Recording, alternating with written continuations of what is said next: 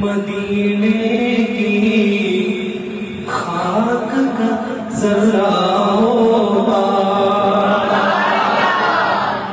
शायर ने अपने आप को जर्रे के साथ तशबीह देते हुए कुछ यूं लिखा, मैं अगर मदीने की खाक का जर्रा होगा, मैं अगर मदीने की खाक का जर्रा होगा, तो मुस्तफा के कदमों से हर वक्त जुड़ा होगा, मुस्तफा के कदमों से हर वक्त जुड़ा होगा।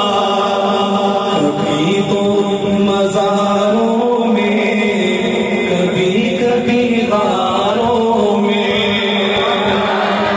कभी तो मज़ारों में, कभी कभी गारों में, कभी तो मज़ारों में, कभी कभी गारों में, कभी अर्श-ए आज़म पर साथ ही गया होगा, कभी अर्श-ए आज़म पर साथ ही गया होगा।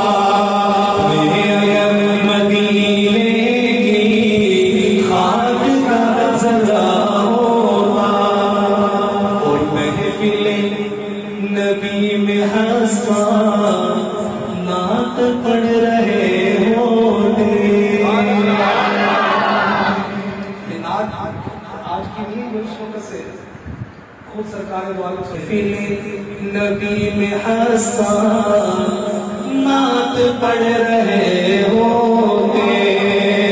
महफिले नबी में हंसा नात पढ़ रहे होते, वो भी सुन रहे होते, मैं भी सुन रहा होगा, वो भी सुन रहे होते, मैं भी सुन रहा